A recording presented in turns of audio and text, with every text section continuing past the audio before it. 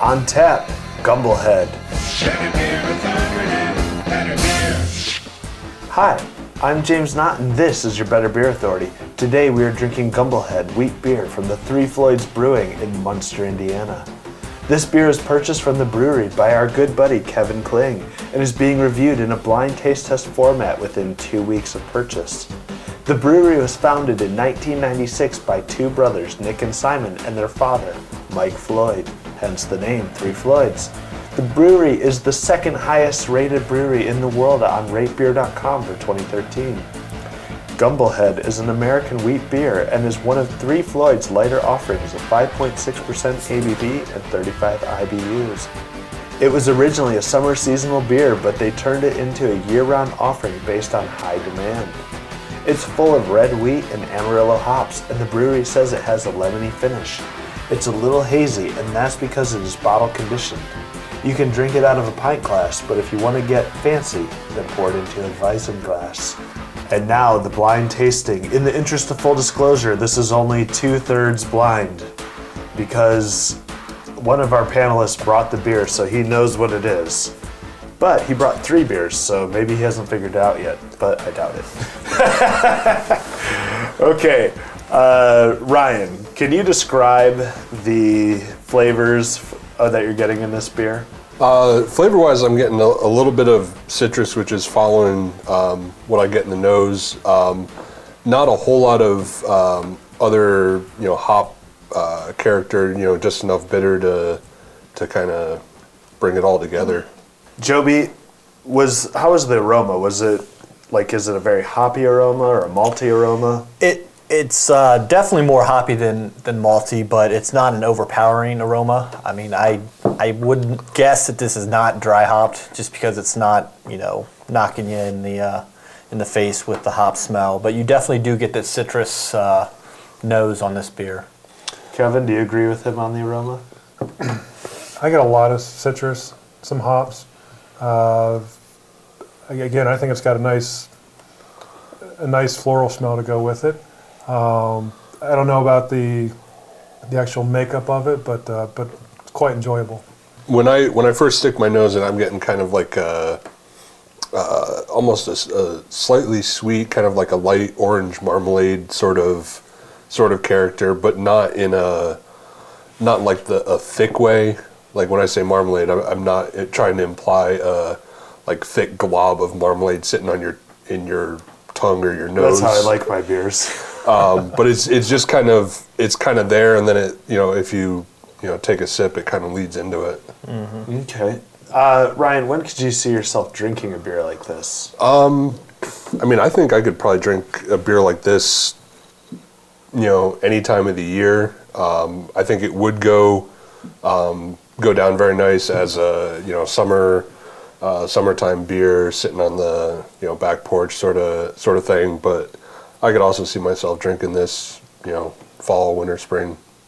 Joby, do you have any guesses on the alcohol level for this? I think it's probably, I'm gonna guesstimate 6 or 7%. The alcohol isn't very prevalent in the taste, so it's masked very well, but with it being a craft beer, it's probably going to be higher than 5%, higher, probably in the 6 to 7% range. But, like Ryan was saying, I could see drinking this all year round because it's pleasant, nothing really bad tasting or off-putting for this beer. So it's a good year-round beer, I would say. All right, let's get some quick ratings and then we'll reveal the beer. Ryan? Well, when I was about here, it was a 7, and as I've gone down to here, it's been creeping up, but not quite enough for me to bump it to an 8 yet. So I'm still at a 7. You're still a 7? It was growing on me. Yeah. Okay, yeah. I mean, I like think it's very tasty. Like my beard. That's a beard? I just thought that was a big face mold. It's a growth. Joby, what's your rating? I'm at a 7 as well, James. Like Ryan said, it's good, but I wish it had a little more hop presence in the aftertaste. The aftertaste is pretty much not there. Nothing bad about it, but it's just, I wish it was more memorable to me. So for that, it's a 7. Okay. And Kevin? I'm a 9. Again, it's not complex, and I like that about it. Has the hops I'm looking for. It's got a little bit of malt in there.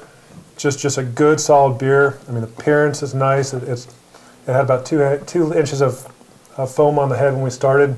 It's got some lacing left on the glass. So for that, it's a 9. If I can get it, I'm going to drink it.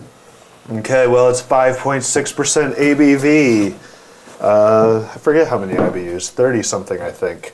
But it's Gumballhead from Three Floyds Brewing Company. So it's a wheat beer, originally brewed as a summer beer, and then it was so popular that they made it a year-round offering. Ryan? Yeah.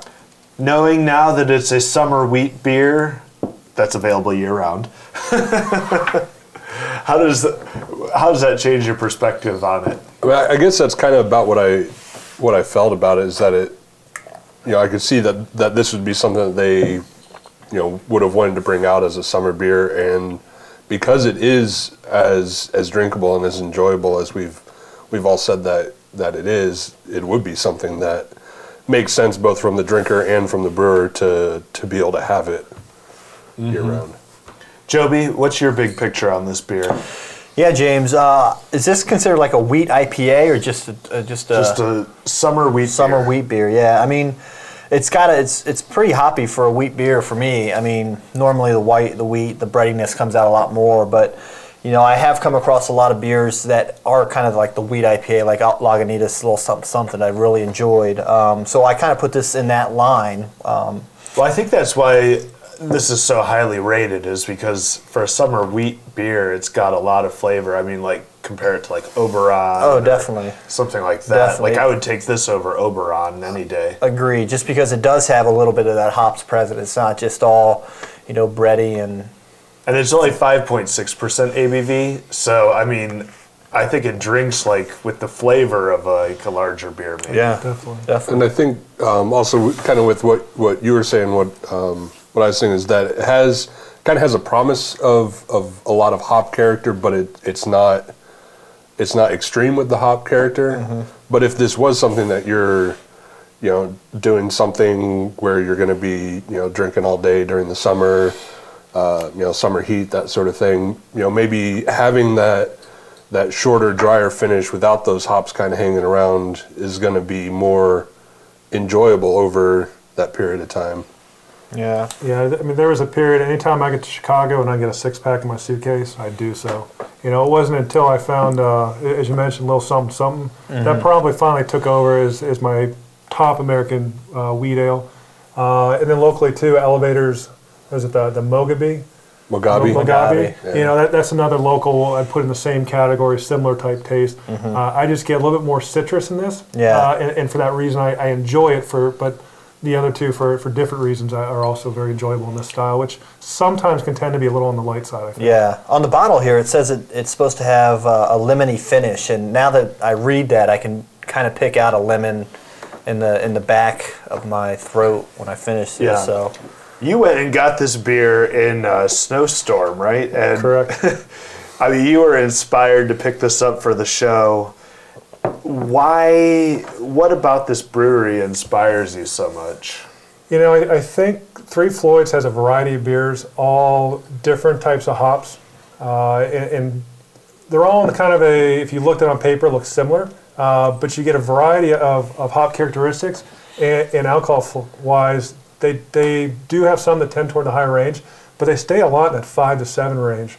Whether it's the Pride and Joy, whether it's Alpha King, Gumballhead, they're all sort of in that middle range, and pretty drinkable. And again, for what it is, it's easy to drink, and it just isn't overcomplicated beer for me. Yeah, well, I know it wasn't blind for me, but I really enjoyed it. Knowing what I knew going in, I could definitely see myself picking this up for definitely like a picnic or the football game or something like that. Like, I think it's very drinkable and thirst quenching. Yeah, for what it's worth too, if you get to the brew pub, it has amazing food. Of all the brew pubs I've been to, probably the best food, and the menu changes frequently, so could have a road trip. Cool. Dark Lord Day. That's right. Gumballhead gets a 7.7 on the BBA scale. Have you had this beer? What's your favorite wheat beer? Let us know in the comments section. My name is James Knott, and this is your Better Beer Authority. Better Beer Authority.